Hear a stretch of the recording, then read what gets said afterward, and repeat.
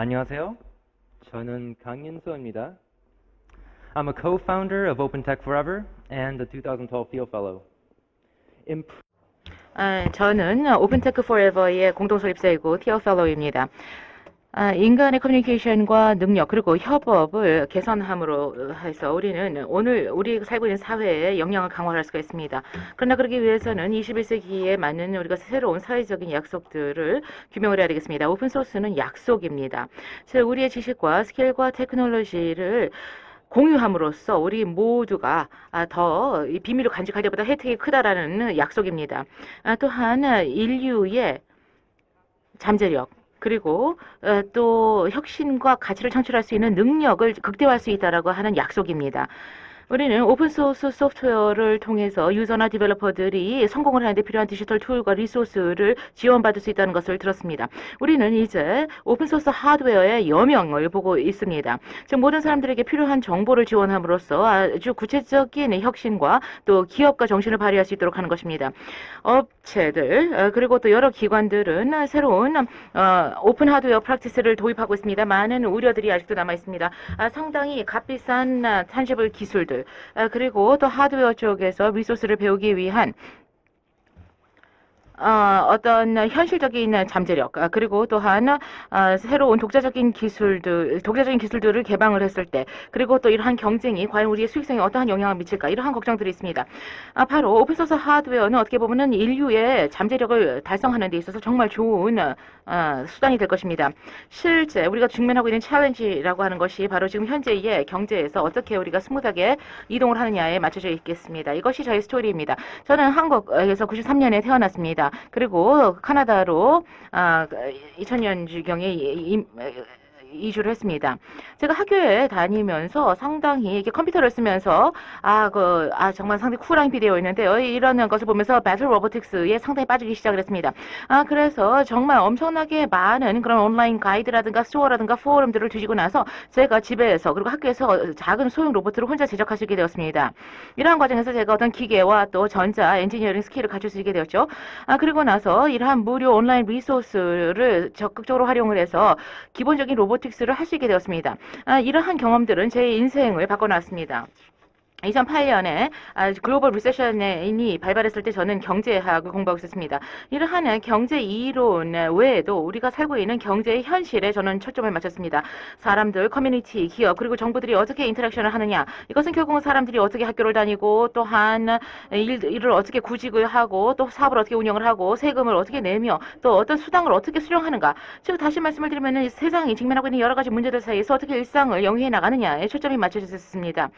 많은 사람들은 생계의 위협에 당면해 있습니다. 그리고 또한 인류 전체가 당면하고 있는 여러 가지 위기들이 있습니다. 또 많은 사람들의 권리가 침해당하고 있고 또 전 세계적으로 여러 가지 방법으로 파괴되고 있습니다.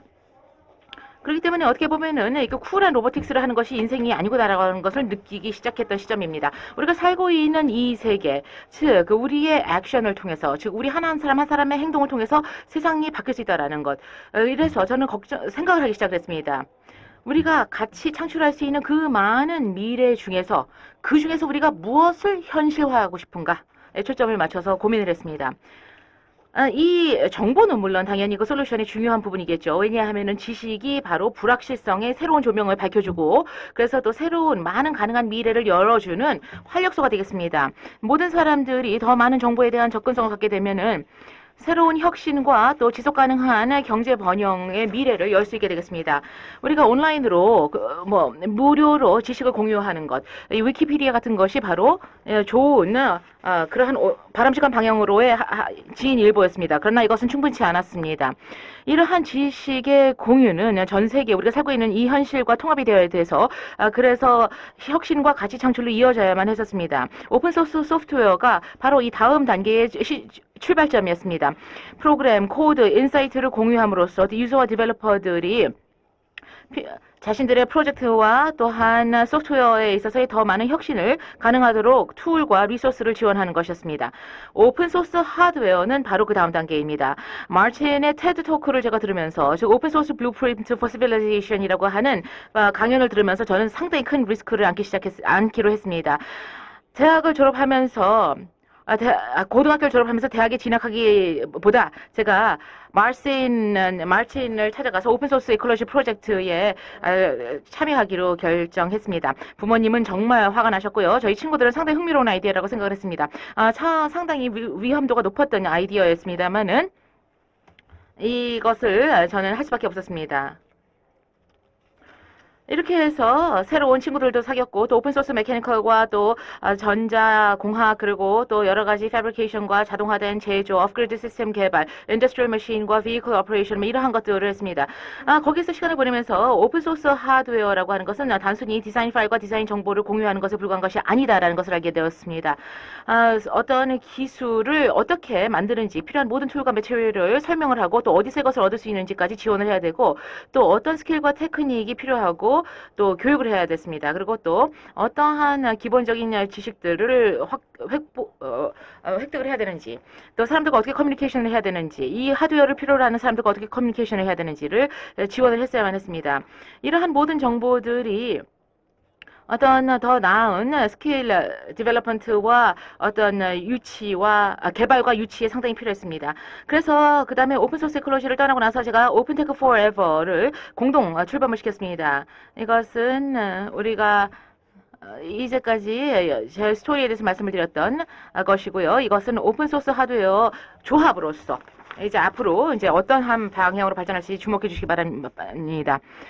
바로 모든 하드웨어 테크놀로지가 이 정보를 무료로 그리고 또한 자유롭게 사용을 할 수 있었다라고 하면은 예를 들어서 뭐 오픈 애그리컬처, 뭐 제조, 서플라이어 정보 모든 것들, 통신, 에너지, 반도체, 첨단 소재까지를 생각을 해보고 또 하나 더 나은 하드웨어 정보를 많은 사람들에게 개방함으로써 사람들이 쉽게 자신들의 사업을 발전시켜 나갈 수 있고 또한 DIY라든가 또 프로젝트를 공유함으로써 비용을 절감할 수 있고 서로를 도와줄 수 있다면 즉 어떤 고품질의 교육의 접근성을 보장을 하며 또한 최첨단 그러한 기술들이 어떤 회사의 디벨로퍼라든가 트레이닝 프로그램 그리고 데이터베이스의 경계를 넘을 수 있다면 그래서 혁신이 어떠한 협업적인 개발로 이어져서 우리가 스스로 서로의 실수를 통해서 서로의 성공을 통해서 배울 수 있는 환경이 열린다면 여러분들이 도와주실 수가 있습니다. 개인으로서 그룹으로서 커뮤니티로서 비즈니스로서 정보로서 여러분들의 정보를 온라인과 오프라인에서 훨씬 더 공유를 하고 투명하게 다른 사람들과 나눌 수가 있습니다. 여러분들이 무엇을 하고 계시는지 같이 나눌 수가 있습니다. 우리는 오픈소스 소프트웨어, 오픈소스 하드웨어, 그리고 오픈소스 비즈니스 모델을 통해서 이 세 개의 컨비네이션을 통해서 정말 엄청난 효과를 우리는 기대할 수 있게 되는 것입니다. 이것은 경제 교육의 엄청난 부스터가 될 것입니다. 그래서 21세기형 어떤 문명의 발전, 오픈소스 경제로의 행보를 같이 하기 바랍니다. 감사합니다. 그러면 이제 마틴과 카타리나를 모시도록 하겠습니다.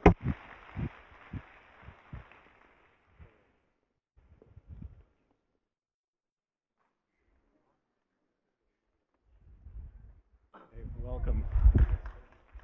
Hi, my name is. 네, 안녕하십니까? 저는 마르첸이고요. 오픈소스 이콜로지의 창립자입니다. 저는 그 오픈소스 하드웨어 어소시에이션의 카타리나입니다. 오늘 저희는 새로운 종류의 그 산업혁명을 말씀드리도록 하겠습니다. 근데 시작하기 전에 먼저 1차 산업혁명으로 되돌아가서 이 세계를 바꾼 두 가지 이벤트를 살펴보도록 하겠습니다. 1777년도에 제임스 와트가 그 새로운 증기 엔진을 판매하기 시작을 했죠. 그 이전에 시판되었던 것보다도 효율이 2배로 높았던 것이죠. 아주 큰 파격적인 것이었습니다. 그리고 이 발명품에 대한 특허를 받았습니다. 그리고 그 보호를 했죠. 그리고 30년 후에 리처드 트레베타라는 분이 이 디자인을 또 자기 새로운 디자인을 시장에 내놨습니다. 근데 이 사람은 자기 발명품에 대한 특허를 확보하지 않았습니다. 광산 그 코온월이라고 하는 그 동네의 그 광산 광부들은 그 제임스 와트의 증기 엔진 디자인을 계속 유지 관리하고 함에 있어서 많은 어려움이 있었기 때문에 반가워들 했습니다. 그래서 오픈 디자인을 바탕으로 해서 개선을 하기 시작을 했습니다. 근데 여기 보시면은 그 그래프가 있습니다. 그 효율이 그 제임스 와트의 시기 그리고 또 트러바트의 시기에 어떻게 달라졌나를 보여주는 그래프가 되겠는데요. 제임스 와트의 경우는 효율이 연간 4%씩 증가가 됐었습니다. 근데 그 트러바트의 시기에는 그 2배 이상인 9%씩 효율이 증가를 했습니다. 그래서 그 광산들은 뭐 그 시대 그 특허 15개 정도가 있는 그 시대는 15개 정도 특허가 있었습니다만 제임스 와트 시기에는 훨씬 더 많은 뭐 수백 개의 그 특허들이 있었다라고 하는 것이죠. 이렇게 특허를 많이 그 출원을 하는 것으로 인해서 혁신의 그 속도가 떨어진 거 아닐까를 볼 수가 있겠습니다. 그래서 역사적으로 이런 증거를 보면은 검토해 보면 사실 그렇다라는 것을 알 수가 있게 되었습니다. 그래서 수십 년 후에 헨리 포드가 생산을 그 새로운 차 모델을 가지고 하기 시작을 했습니다. 그때까지는 자동차는 아주 값비싼 것이었기 때문에 부자만 살 수가 있었습니다. 하지만은 헨리 모델은 자동차 가격이 반으로 줄어들 수가 있었습니다. 그래서 보통 사람의 자동차라고 불렀습니다. 하지만은 그 생산을 하기 위해서는 자동차 제조업체 협회의 승인을 받아야만 했었습니다. 왜냐하면 자동차에 대한 특허권을 이 협회가 갖고 있었기 때문에 이 협회 승인 없이는 생산할 수가 없었던 것입니다. 따라서 헨리 포드는 승인을 요청을 했고 거부받았습니다. 하지만 차를 막기 시작을 했고 따라서 로열티에 대한 소송에 들어가게 되었습니다. 그리고 그 이후로 자동차 업계가 발전하기 시작을 했던 것입니다. 포드 컴퍼니가 그 디트로이트시에서 처음 시작을 했는데 2년 만에 그 100개 이상의 자동차 제조업체가 생겨나게 되었습니다. 이 저가 모델을 통해서 포드는 새로운 시장 세그멘트를 만들게 했습니다. 그리고 모두 다 자동차를 갖기로 원했습니다. 그래서 영업을 하는 그 세일즈맨, 뭐 장인들, 농부들이 다 차를 원했습니다. 또 전에는 차 살 수 있으리라고 생각도 못했던 사람들이 차를 갖게 되었죠. 또 차가 인기가 많아졌기 때문에 포드는 그 수요를 다 채울 수가 없었습니다. 또 더 싸게 만들고 싶어 했습니다. 근데 그 당시 싸게 만들 수 있는 방법은 뭐 이렇게 합류하는 방법이었겠죠. 그래서 조립 라인을 합류하기 시작을 했습니다. 그리고 또 뭐 새로운 어셈블리 라인을 통해서는 뭐 전에 21시간 걸리던 것을 그 1시간 반 만에 그 조립할 수 있도록 되었습니다. 그래서 훨씬 더 많은 사람들이 기술을 이용할 수 있게 됐고 그로 인해서 혁신이 또 가능해지는 것이죠. 이렇게 독점 체제가 무너지고 사람들이 자유롭게 그들의 생산성을 발휘할 수 있는 여건을 갖게 된다고 할 때 커다란 혁신이 가능해지는 것입니다. 그래서 조립 라인을 통해서 값싼 제품이 만들어졌고 또 하루 8시간씩 일을 하는 체제가 만들어졌습니다. 그리고 대량 생산이 가능해졌습니다. 그러면서 원 사이즈 피츠 올이라고 하는 그런 소비자 사회가 된 것입니다. 그리고 또 그 맞춤 생산으로는 그 효율을 따라갈 수가 없었던 것이죠. 그래서 이제는 그 제조라고 하는 것이 대기업의 그 영역으로 들어가게 된 것입니다. 하지만 이제 우리는 새로운 산업혁명의 그 목전에 있습니다. 과거의 이벤트들을 그 거꾸로 가는 것이 되겠습니다. 이 민주화 방법을 통해서 기술이 큰 힘을 주는 것이죠. 그래서 아주 그 새로운 방법으로 우리가 또 생산을 할 수가 있게 된 것입니다. 협업 경제가 가능해진 것이죠. 그래서 우리가 커뮤니케이션 하는 방법, 또 일하는 방법을 인터넷에 바꿔놨습니다. 근데 그 위에 새로운 비즈니스 모델이 부상을 하고 있습니다. 에어비앤비 같은 경우에는 바로 직접적으로 그 민박을 제공할 수 있게 되었습니다. 그래서 전 세계적으로 15억 불의 시장. 그리고 샌프란시스코에서만 5,600만 불을 달성을 하고 있습니다. 타스크래빗 같은 경우 직접적으로 어떤 중간에 단계 없이 채용을 할 수 있도록 하는 것입니다. 여러 가지 타스크를 할 수 있는 인력을 채용을 할 수 있는 것입니다. 많은 사람들 같은 경우는 이것을 풀타임 잡으로 이용을 하고 있는 경우도 있습니다. 그리고 또 킥스타터와 같은 경우도 있죠. 크라우드 펀딩 플랫폼입니다. 여기서는 직접적으로 어떤 사업에 기부를 할 수 있도록 하는 것이죠. 회사에서, 은행에서 대출을 받지 않고요. 이렇게 해서 전 세계적으로 많은 사람들이 참여할 수 있도록 하고 있습니다. 바로 이것은 우리가 직접적으로 같이 일을 할 수 있는, 즉 중간 단계를 넘어서서 직접 일할 수 있는 메커니즘입니다. 그래서 peer-to-peer 네트워크, 이러한 peer-to-peer 네트워크를 과거와는 다른 방법으로 사용을 하고 있는 것입니다. 그래서 이러한 공유 경제라고 하는 개념은 어떻게 보면은 거의 40억 불에 달하는 시장을 형성을 하게 되었습니다. 즉 이 새로운 경제 모델을 창출시킨 기술들을 이용을 해서 바로 우리가 같이 생산을 하고 디자인을 할 수 있도록 하는 것입니다. 코니시 마이너들 같은 경우 정보를 공유하고 그래서 저널에 이러한 내용들을 공시를 하게 되었다라는 것. 바로 이런 우리가 협력을 할 수 있는 그런 기회가 열려 있는데요. 그 스케일은 어마어마합니다. 그 중에 상당히 중요한 것이 오픈소스 하드웨어라고 하는 개념이겠죠. 이것은 R&D의 방법으로서 제품 개발을 할 수 있게 되는 것이고요. 사람들이 개방적으로 자신들의 디자인을 퍼블리시를 해서 어떤 사람들이든지 간에 이것을 다운로드를 하고 또 조작도 해보고 만져보고 그래서 자신들의 용도에 맞춰서 사용할 수 있도록 하는 것이겠죠. 그러면은 직접 보여드리도록 하겠습니다. 예를 들어서 누군가가 아이디어를 냈다. 자전거와 관련되어 있는 아이디어다. 프로토타이핑을 해서 또 플랜트를 가지고 또 온라인에서 이것을 쓰면은요, 사람들이 이 플랜을 통해서 레플리카를 만들 수도 있고, 또 이러한 계획을 가지고 수정을 해서 자신의 구미에 맞도록 개량도 하고 개조도 할 수 있게 되는 것이고요. 또는 실제로 그대로 제조를 해서 수익을 올릴 수 있습니다. 일반적으로 어떤 커먼 풀 오브 너리지로 이러한 개량이 다시 흡수가 돼야 되겠습니다. 그래서 디자인에 다시 이것이 반영이 되어서 이렇게 시클리컬한 그 패턴의 개량이 계속해서 이어져야 되겠습니다. 이렇게 함으로써 우리가 처음부터 무에서 유를 창출하는 것이 아니라 서로의 힘을 활용할 수 있도록 하는 것이 되겠죠. 그렇지만은 그 정보를 공유할 수 있는 강력한 수단인 오픈소스는 실제로 제조로 이어지지 않으면 의미가 없는 것입니다.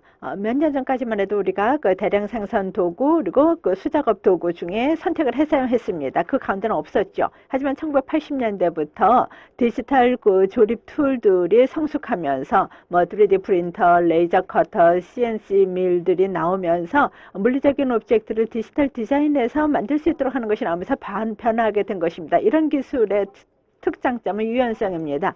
일반적인 전통적인 공장의 경우는 하나의 제품에서 다른 제품으로 생산하려면 몇 달씩 걸려야 됐습니다만 디지털 패브릭 툴의 경우에는 오전에는 장난감 만들고 오후에는 또 의자를 만들 수 있는 것입니다. 또 하나의 아이템을 만드는 그 비용이 100개를 만드는 비용하고 크게 달라지지가 않게 되는 것입니다. 이런 기술은 벌써 30년 전부터 있던 것인데 왜 더 빨리 이를 더 활용하지 못한 것일까요? PC가 나오기 전에 메인프레임의 경우와 마찬가지로 디지털 조립 툴들은 처음에 엄청 비쌌습니다. 아주 큰 조직들만이 살 수가 있었고 주로 시작품 제조에만 사용을 했었죠. 2004년도에 에이드리안 보이어 영국의 한 교수가 결정하기를 이제는 디지털 패브릭이 일반인들에게도 접근되도록 해야 될 때라고 한 것이죠. 그래서 그는 아주 컴팩트하고 아주 저렴한 3D 프린터를 디자인을 했습니다. 그리고 또 여러 다양한 플라스틱 오브젝트들을 사용해서 만들 수 있도록 했던 것입니다. 그리고 이것을 오픈소스화 했습니다. 이 도면들이 온라인으로 이용할 수 있게 되면서 많은 사람들이 이러한 자체적으로 지하실에서 복제를 해서 만들고 이 3D 프린터를 사용해서 더 기계에 들어가는 부품들 그리고 기계들을 만들기 시작을 했습니다. 그리고 또 몇 년 후에 리페터스, 제코코, 아담 메이어 등이 간단한 디자인을 바탕으로 해서 또 아주 저렴한 기계를 만들어냈습니다. 그들의 모델은 850달러였었습니다. 그래서 그때 최저의 최저 가격의 상용 3D 프린터가 1,500불이었을 때 이들의 프린터는 850달러였던 것입니다. 저희들은 이들의 3D 프린터 킷을 판매하기 위해서 회사를 출범을 시켰고 이제는 퍼스널 3D 프린터 중에서는 가장 성공적인 회사가 되었습니다. 그 이후에 데스크탑 3D 프린터 마켓이 폭발적으로 성장하게 되었습니다. 3D 프린터는 막 시작이었고요. 그리고 또 오픈소스 레이저 커터 그리고 CNC 밀들이 또 나타났습니다. 레이저 톱이 지금 여기 보이는데요. 뭐 $7,000면은 됩니다. 프로프라이터리한 기술을 사려면은 $30,000를 내야 되는 것이죠. 이를 통해서 레이저서가 또 변화를 가져오게 되었고 또 생산 자체가 일반인에 의해서 될 수 있게 된 것입니다. 오픈소스 플랜과 또 그 패브리케이션 툴에 대한 접근성이 가능해지면서 새로운 산업이 나오게 된 것입니다. 오픈소스 산업이 탄생한 것입니다. 자, 그러면 누가 오픈소스 산업가로서 이 협업을 바탕으로 하고 그 이를 바탕으로 비즈니스를 하는 것일까요? 로컬모터나 위키스피드 같은 회사입니다. 뭐 갤런당 100마일 속도로 달릴 수 있는 그 차를 만들고 있는 것이죠. 또 뭐 위키하우스라든지 또는 인류를 위한 집을 만드는 사람들입니다. 또 DIY 트론 같은 것. 또 뭐 원유 유출을 그 클린업 시키는 그 프로테 같은 거 또는 뭐 오픈허러비 같은 회사들입니다. 또 뭐 지금 보시는 것 같은 이런 그 장난감도 만들고요. 또는 뭐 농기계라든지 또는 뭐 그 건설 장비를 만드는 것입니다. Share my story on 오픈소스 이콜로지의 창립자로서 이 스토리를 여러분들과 공유하도록 하겠습니다. 오픈소스 이콜로지에서는 우리가 생각할 때 어떤 현대 삶이 존재하기 위해서 필요로 한 50가지의 기술들을 생각했습니다. 뭐 트랙터가 됐던, 뭐 토스터 오븐이 됐던, 또는 서킷 메이커가 됐던 이것을 가지고 오픈소스 DIY 버전을 만들었습니다. 그래서 이 비용을 몇십 분의 1로 가지면서 이 기술들을 활용할 수 있도록 하는 글로벌 빌리지 컨스트럭션 세트를 만들었습니다. 그렇다면 여기서 우리가 무에서 유를 창조하는 것일까요? 네, 물론 그렇죠. 그러면 스토리 하나를 말씀을 드리겠습니다. 제가 20대 말이 되면서 융합에너지에서 박사학위를 취득을 했는데요. 이거 보니까 제가 뭐 쓸모없는 인간이더라고요. 아무런 실무적인 스킬도 없고 세계가 나의 앞에 주어졌던 그러한 선택 중에 하나 택했을 뿐입니다. 그래서 저희가 다른 길을 가기로 했습니다. 그래서 미즈리에서 농장을 시작을 했습니다. 그래서 그러기 위해서 트랙터를 샀고요. 트랙터 고장이 나가지고 또 돈을 주고 수리를 했는데 또다시 고장이 났습니다. 그리고 얼마 안 돼서 저도 파산을 했던 것이죠. 그래서 결국 정말 진정으로 내가 지속 가능한 농장을 만드는 데 필요한 저가의 그런 솔루션은 없다라는 것을 알게 되었습니다. 그래서 결국은 내가 만들어보자 라는 아이디어에 착안을 했습니다. 그래서 이걸 했고 테스팅을 했고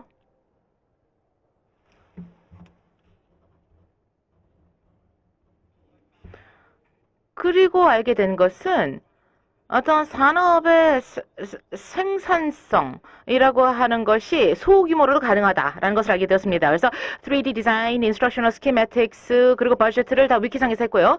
전 세계적으로 컨트리뷰터들이 다 나왔습니다. 그래서 새로운 머신을 프로토타이핑을 했고요. 와서 이렇게 방문을 했습니다. 그래서 지금 50개 중에서 15개가 벌써 이미 손을 보였습니다. 사람들이 우리 오픈소스 플랜을 다 다운로드를 했고요. 그래서 이제는 한 12개의 그 레플리케이션이 5개의 그 나라에서 있고요. 그래서 이제 앞으로 이 각각의 머신들이 하루에 어떤 기본적인 패브리케이션 숍에서 이것이 하루에 되도록 하는 것이죠.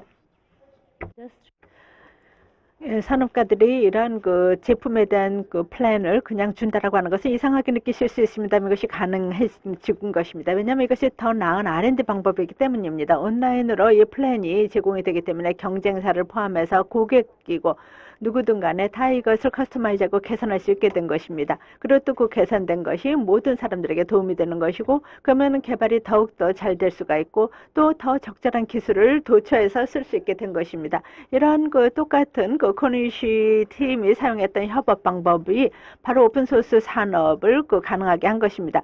근데 이렇게 디자인 줘버리면 어떻게 비즈니스를 할 수가 있겠느냐? 그 답은 아주 간단합니다. 제작을 해서 판매를 하는 것이죠. 그리고 경쟁사보다도 더 앞서가는 방법은 그 기술을 독점하는 것이 아니라 최상의 제품과 서비스를 최상의 가격으로 제공하면서 앞서가는 것입니다. 또 아주 잘하다 보니까 그 스파크펀 같은 회사는 오픈소스 전자제품을 140명의 직원을 두고 그 생산을 하고 있고 자체 그 공장을 두고 있습니다. 근데 7,500만 달러의 그 매출액을 2012년도에 올렸습니다. 19세기 초에 코니시 광부들은 오픈 콜라보레이션의 파워를 잘 입증한 바가 있습니다. 근데 이렇게 일찍이 그 특허가 발명에 도움이 안 된다라고 하는 경고에도 불구하고 계속 특허 건수가 늘어났습니다.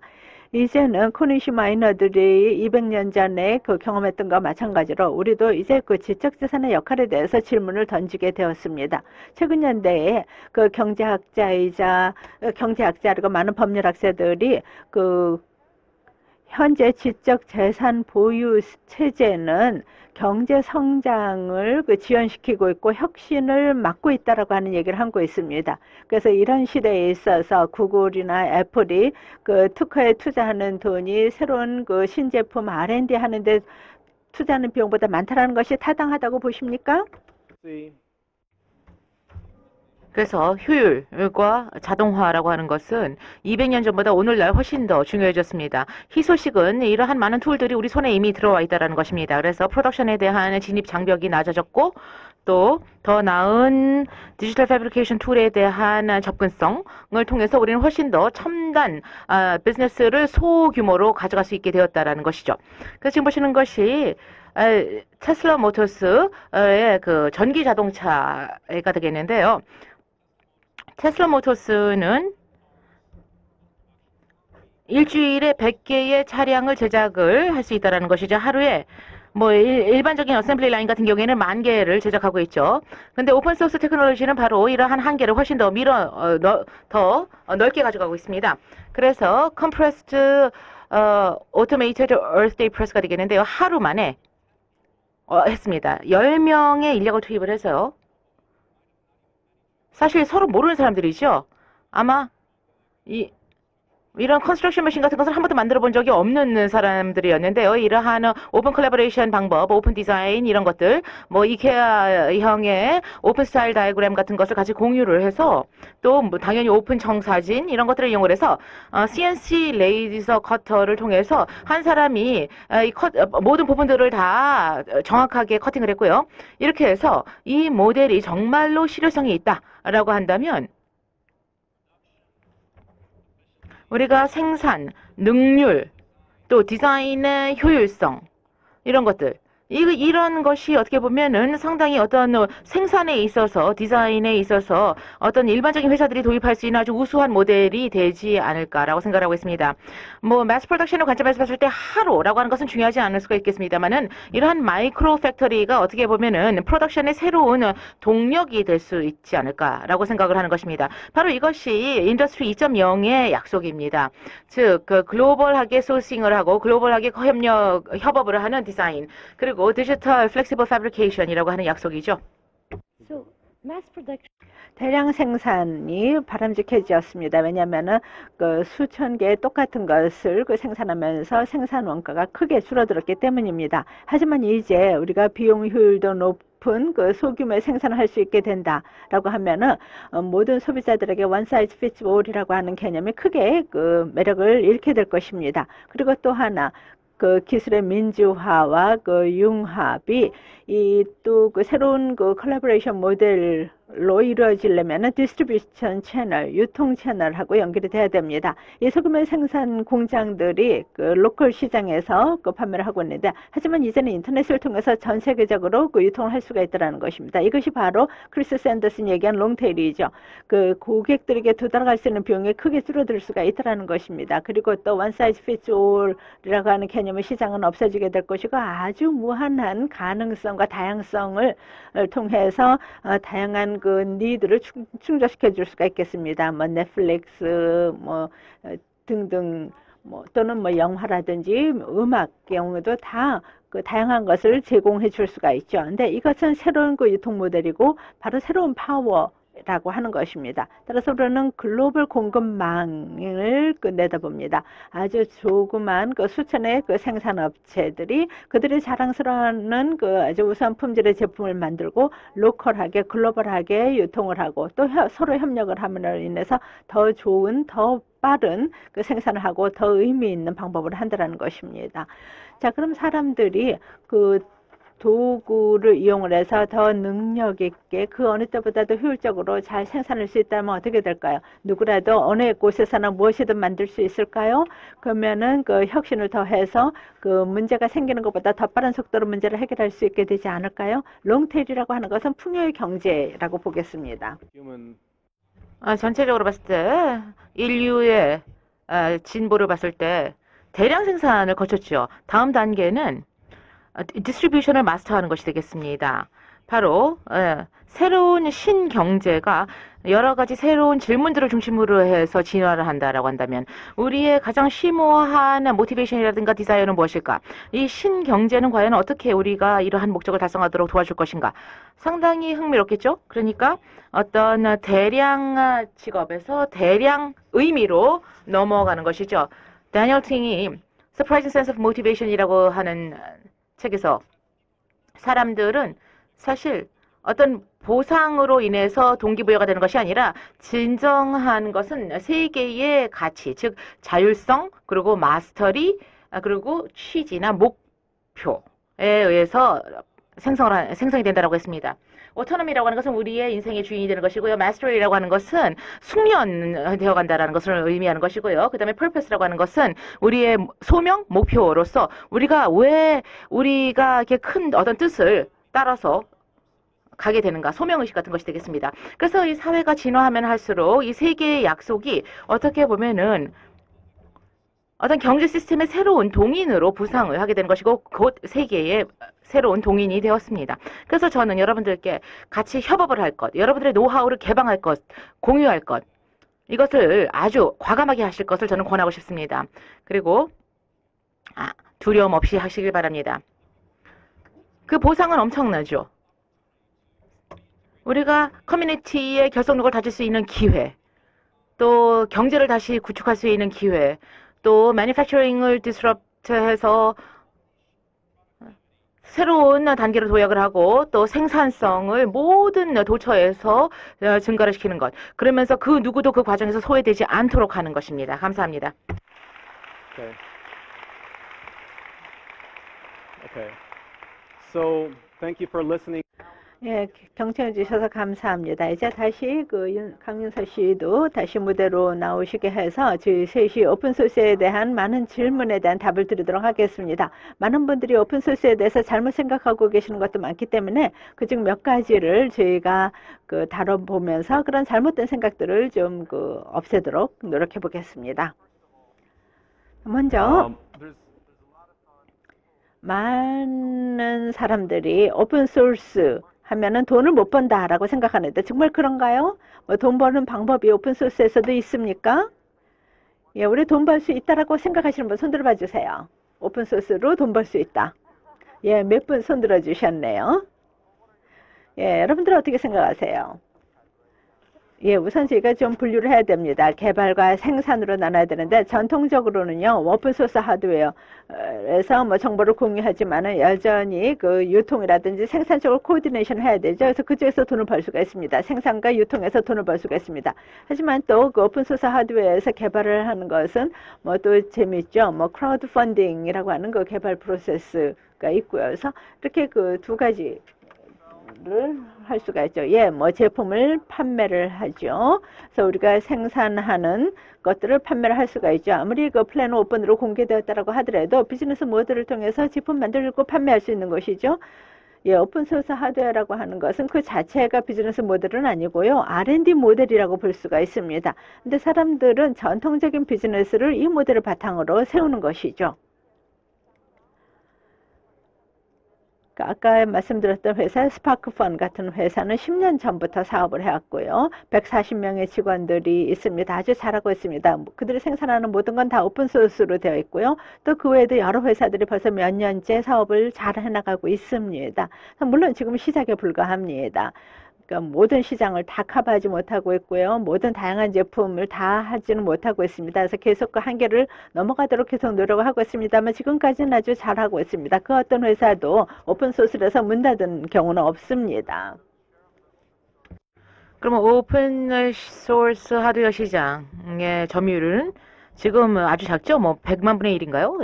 일반 시장에? 그러나 우리가 오픈소스의 하드웨어를 디벨롭먼트 메서드로서 보는 것하고 또 어떤 수입 창출 방법이라고 하는 것, 이 둘 사이를 반드시 구분해야 된다고 생각을 하고 있습니다. 다음 단계로 넘어가 볼까요? 이런 개방성이라고 하는 것은 여러분들 사업에 취약합니다. 왜냐하면은 어떤 모방하는 회사들이 있기 때문에 결국 사업이 망할 것이다라는 것이죠. 어떻게 생각하십니까? 먼저 하시죠. 클로닝, 모방이라고 하는 것은 뭐 도처에서 일어나고 있죠. 두 가지를 말씀을 드리겠습니다. 클로닝이라고 하는 것은 오픈소스만의 문제는 아닙니다. 아이패드는 오픈소스가 아니죠. 또 아이폰도 마찬가지입니다. 그러나 아이패드 또는 아이폰의 어떤 모방 제품들은 전 세계 어디에서든지 찾아볼 수가 있습니다.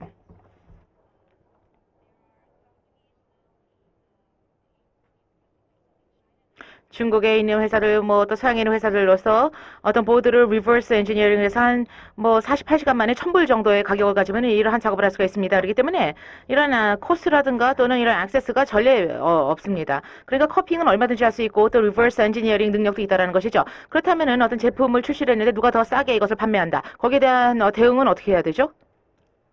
글쎄요. 이제까지 오픈소스 프로덕트 같은 경우 아직까지는 잘 진행이 되어 있는데요. 모든 클로닝이 됐던 제품들 같은 경우도 다 예를 들어서 마이크로 컨트롤러 같은 경우 몇 년 전에도 상당히 효과가 있었고요. 미국 외에 다른 그 회사가 이 보드를 카피해서 판매를 했는데요. 그 자체 회사에서도 매출이 증가한 것을 볼 수가 있었습니다. 그래서 이 제품을 어떻게 보면 새로운 시장, 즉 과거에는 아예 그 시장에 진출하지 않았던 새로운 신규 시장 개척 효과까지 있었던 경우가 있는 것을 알 수가 있습니다. 그러니까 클로닝 자체가 어떻게 보면 마케팅 기법 자체가 될 수가 있겠네요. 네, 그러면 오픈소스 이컬러지 같은 경우에는요, 저희가 2011년 같은 경우에는요, 25,000불을 달성을 했습니다. 이 머신을 통해서. 저희의 이러한 장비를 레플리케이션 한다는 것은 상당히 좋아합니다. 왜냐하면은 인기도 그만큼 높아지고요. 또 이러한 어떤, 이 기계의 용도라든가 이용에 대해서 많은 사람들이 공유할 수 있게 되는 것이기 때문에 우선 이런 클로닝이라든가 커피하는 것을 저희는 오히려 장려합니다. 그래서 새로운 디자인에 대한 아이디어들이 또 이 커뮤니티에 다시 수렴이 되는 것이죠. 이 개방성은 어떤 컨슈머 컬처를 어떤 믿음 그리고 또 기업의 어떤 성실성 이런 것들을 기반으로 하고 있습니다.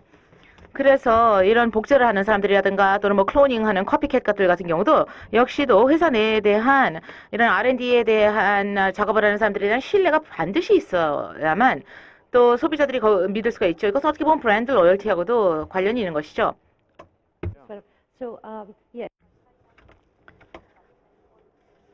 예, 브랜드도 중요합니다. 브랜드는 오픈소스에서 대체적으로 더 중요하다고 볼 수가 있습니다. 예를 들어서 패션 산업의 경우에는 지적재산권이 없죠. 등록상표 외에는요. 그래서 그 오픈소스도 마찬가지입니다.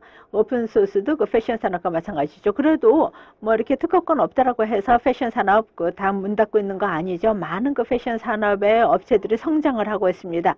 그들은 아주 신속한 혁신에 그 산을 거는 것입니다. 그래서 1년에 2번씩 그 컬렉션을 발표를 하고 있죠. 그러니까 몇 년 전에 샤넬의 기사를 봤습니다. 근데 가짜 샤넬도 있었고 진짜 샤넬이 있었는데요. 오픈소스 제품의 경우에도 이렇게 샤넬의 경우처럼 그렇게 큰 타격이 없게 된다고 하는 것입니다. 그러니까 클로닝이 돼도 오픈소스는 생존하는데 문제가 없다라고 하신 것이죠. 자, 그러면 이제 그 특허가 혁신을 증진시킨다라고 하는 말에 대해서 어떻게 생각하시는지요? 증기 엔진의 경우 200년 전의 경우 를 아까 말씀드렸는데요. 그러니까 정반대의 얘기가 되겠죠. 제가 말씀드린 것은요. 또 어떤 증거가 있습니까? 역사상 어떤 증거로 특허가 혁신에 도움이 안 된다라고 하는 게 있는지 아니면 특허가 혁신에 도움이 되는 그런 사례가 있습니까? 특허라고 하는 것은 전통적으로 회사들이 특정한 그 제품에 대한 것을 보호받을 수 있도록 했고 이를 통해서 재정적으로 안정성을 가질 수가 있었고 이를 통해서 R&D를 다시 더 할 수가 있게 되었던 것입니다. 그래서 혁신을 그 R&D 그 자금을 투자할 수 있게 해줌으로 해서 혁신을 할 수 있도록 했었다라고 하는 것이죠. 예, 그것도 다른 어프로치네요. 카트리나 씨 어떻게 생각하세요? 그러니까 특허가 아주 중요한 경우도 있겠죠. 저는 충분히 잘 모르겠습니다만은 그 바이오메디칼 쪽에서는 투자 규모 자체가 엄청 크다 보니까는 그리고 또 여러 해에 걸쳐서 신약 개발을 할 수밖에 없기 때문에 뭐 그 제약업체가 투자를 하도록 하기가 힘들 것입니다. 20년, 최소한 20년에 대한 그 지적재산권 보호를 해주지 않는다라고 하면요. 그래서 아마 그런 경우에는 특허가 정말 중요하다라고 보겠습니다. 하지만은 특허라고 하는 것은 미국이나 유럽의 경우에는 보통 특허 보호 기간이 20년 정도가 되는데요. 아이디어가 처음 이렇게 나온 것은 뭐 국가, 뭐 정부, 뭐 커뮤니티 또는 뭐 나라가 20년 동안 그 독점할 수 있는 그 기회를 주는 것이죠. 그리고 그 20년이 지나고 나면은 다른 사람들도 다 쓸 수 있도록 해주는 것인데 20년이 지나고 나서도 쓸 수 있는 그런 기술이 지금 어떤 게 있습니까? 100년 전에는 그게 아마 가능할 수가 있었겠지만은 지금은 20년 지난 기술은 별 가치가 없지 않습니까? 예, 특허가 처음 나왔을 때는 혁신을 증진시키기 위해서죠. 그래서 처음에 그 디자인이 만들어졌다라고 할 때 이를 보호하기 위해서인데 이에 대해서는 지금은 이제 의심의 여지가 있다라는 것이죠. 다음 질문으로 넘어가겠습니다. 오픈소스와 특허는 같이 양립할 수 없다라고 하는 말인데요. 예, 이에 대해서 저도 좀 말씀을 드리겠습니다. 특허. 그 방어적 특허라고 하는 것이 오픈소스 커뮤니티에도 있습니다. 그러니까 뭔가를 그 특허 보호를 받는 것이죠. 그래서 다른 사람이 그 기술을 폐쇄시키지 못하도록 하는 것입니다. 그래서 오픈소스를 유지하기 위해서 그 특허를 이용을 하는 것입니다. 근데 이 특허는 오픈소스를 보호하는 것입니다. 오픈소스 커뮤니티에서 최근에 이렇게 논쟁이 이와 관련해서 나오고 있습니다. 근데 이 경우에는 특허가 오픈소싱을 위해서 사용이 될 수 있는 경우입니다. 또 그 외에 어떤 경우가 있을까요? 우리가 쓴 특허에 부여하는 의미에 따라 달라지겠죠. 이 특허 를 이용해서 뭐 추가적인 R&D를 하려고 하는 것인가? 아니면 정말 어떤 특정 특허를 가지고 어떤 그 상업적인 그러한 분야에서의 그 제약으로 남게 할 것인가? 또 로열티랑도 관련이 있죠. 오픈소스하고 특허권 같은 경우에는요, 여러 가지, 예를 들어서 우리가 로열티와 관련되어 있는 그러한 쟁점 같은 경우에는요, 우리가 그 특허와 관련해서 어떤 그 법적인 의미를 갖는지를 생각을 해봐야 되겠습니다. 그러니까 특허를 통해서 어떠한 법적인 영역이 커버가 되는 것인지, 그리고 또 어떠한 용도로 사용이 되는 것인가, 혁신의 저해 요소가 되는 것인가, 아니면 혁신을 장려하는가, 두 가지 방법으로 볼 수가 있겠죠. 카트리나 첨언하실 내용이 있나요? 특허에만 제한된 얘기는 아니겠습니다만은 오픈소스 라이선스와 어떤 크리에이티브 라이선스 같은 것, IP 시스템을 우리가 한번 생각해 봐야 되겠습니다. 우리 모두가 뭔가를 만들어서 예를 들어서 냅킨에 스케치를 했는데 그냥 식당에 놓고 나왔다. 그렇게 될 경우에는 거기에 대해서 그 그림에 대해서 내가 저작권을 갖게 되는 것이죠. 그러니까 내가 원튼 원치 않든 저작권이 발생을 한다라는 것이죠. 그러면은 이러한 라이선스를 가지고 어떻게 하죠? 그러니까 이러한 모든 내가 권리를 가지고 있는데 거기다가 그 위에다 또 라이선스를 가져서 그 권리를 내가 배분을 하겠다, 분배를 하겠다라고 했을 때 오픈소스 라이선스 같은 경우가 그 기존의 IP 시스템하고 어떻게 연계가 되어 있는지 같이 양립할 수 있다고 생각합니다. 네, 좋습니다. 다음 질문으로 넘어가겠습니다. 예, 특허가 혁신을 조정한다. 이건 우리가 다뤘죠? 예, 제가 거꾸로 눌렀나 봅니다. 자, 이건 어떻게 생각하세요? 전문가들은 항상 그 유저들보다 그 디자인을 더 잘한다. 네, 물론 사용자들은 그들의 그 케이스를 잘 알죠. 그래서 표준적인 그 디자인이 특정한 상황에 특정한 유저의 상황에 맞지 않는다라고 할 때 사용자는 커스터마이즈 할 수 있는 그 기술을 커스터마이즈 할 수 있는 능력이 있다고 봅니다. 그럴 때는 그 전문가들보다 사용자들이 더 잘을 할 수 있다고 봅니다. 전문가들은 여러 가지 다양한 디자인을 내놓을 수 있지만 그래도 유저에게 딱 맞지 않을 수 있다는 것이죠. 예, 그 전문가들이 정말 아주 잘하다. 그리고 그 전문가가 유저다라고 하면은 그 전문가는 정말로 뭔가를 디자인하는 방법을 정말 잘 알 것입니다. 근데 많은 유저들은 스킬이 별로 없을 것이기 때문에 그 유저는 디자인을 잘 못할 수도 있겠죠. 따라서 유저가 누구냐 또는 전문가가 누구냐에 따라 다르지 않겠나 생각합니다. 더 말씀하실 거 있으세요? 네. 이런 그 유저들, 정말로 우수한 기술력을 갖고 있는 유저를 엘리트 유저라고 부릅니다. 한 교수는요. 그러니까 전문가는 아니면서 열정과 관심을 충분히 갖고 있기 때문에 대안이 될 수 있는 솔루션을 개발해낼 수 있는 사람. 을 그 엘리트 유저라고 합니다. 마운틴 바이크도 바로 그런 식으로 개발이 된 것입니다. 마운틴 바이크가 없어서 유저들이 불만족이었죠. 그래서 수정하기 시작을 하고 개정을 했습니다. 그러면서 이렇게 수정된 그 마운틴 바이크가 세계에서 가장 성공하고 있습니다. 회사가 아니라 유저가 개발한 것입니다. 왜냐하면 유저들이 우리가 원하는 게 뭔지 제일 잘 알기 때문이죠. 그래서 일부 그 유저들은 기꺼이 시간과 노력과 돈을 투자해서 그들이 원하는 것을 만들어내는 겁니다. 예, 저도 조금 더 말씀드리고 싶은데요. 유저는 때로는 정말 그들의 특정 그 용도에 대한 니드가 무엇인지 잘 압니다. 근데 전문가들은 주로 그 제조라든지 또는 일반적인 디자인 컨셉에 대해서 압니다. 뭔가를 디자인하기 위해서는 이런 것도 필요하죠. 예를 들어서 경제적인 방법으로 생산하려면은 그런 개념이 필요합니다. 그래서 특정 그 유저 케이스는 유저가 알더라도 생산 방법 이런 것들은 또 유저가 모를 테고요. Okay. How about making 그러면 하드웨어를 제작하는 것이 그렇게 비싸고 시간이 오래 걸리는 걸까요? 그래서 사람들은 이것을 실제로 디자인하거나 만드는 것보다는 사는 것을 더 선호하는 걸 것일까요?